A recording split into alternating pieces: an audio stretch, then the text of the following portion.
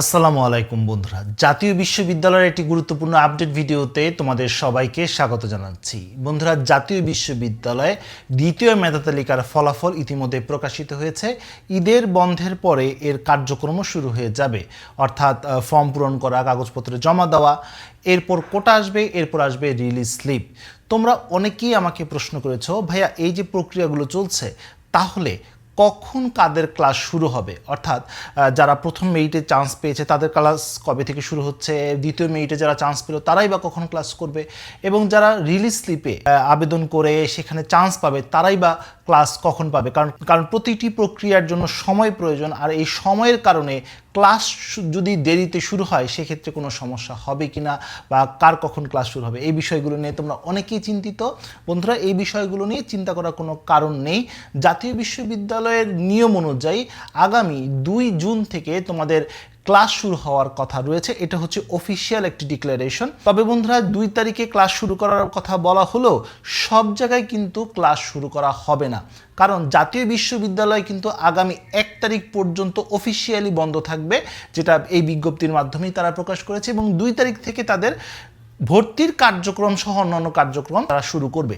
যেহেতু এখানে নানা কলেজ রয়েছে সারা বাংলাদেশে, তাই প্রতিটি কলেজ তাদের নিয়ম অনুযায়ী ক্লাস শুরু করবেন। বন্ধুরা, এক এক কলেজের এক এক নিয়ম। কোনো কলেজ শুরু করছে, কোনো কলেজ ঈদের বন্ধ দিয়েছে 4 তারিখ পর্যন্ত, কেউ 5 তারিখ, কেউ 6 তারিখ, কেউ বা 7 তারিখ পর্যন্ত দিয়েছে। তাই জাতীয় বিশ্ববিদ্যালয়ে যে নিয়মটা বলেছে 2 তারিখ থেকে ক্লাস শুরু, সেটা কিন্তু সব কলেজ ফলো করবে না। তাদের নিয়ম বা সুবিধা অনুযায়ী তারা এক এক সময় এক এক ক্লাস শুরু করবে।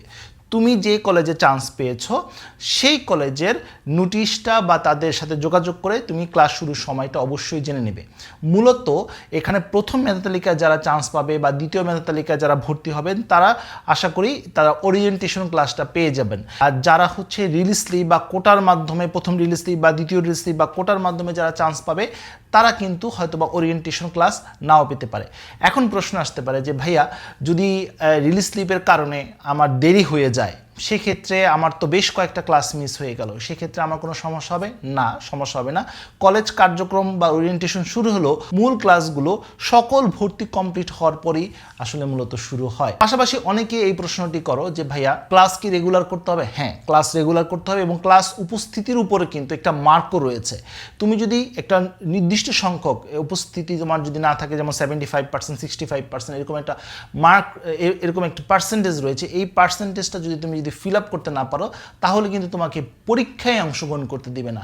তাই জাতীয় বিশ্ববিদ্যালয়ে অনার্সে রেগুলার ক্লাস করাটা খুবই জরুরি। এখন অনেকেই এই পাশাপাশি একটি সম্পূরক প্রশ্ন করতে পারো, জাতীয় বিশ্ববিদ্যালয় কলেজগুলোতে কি ক্লাস হয়?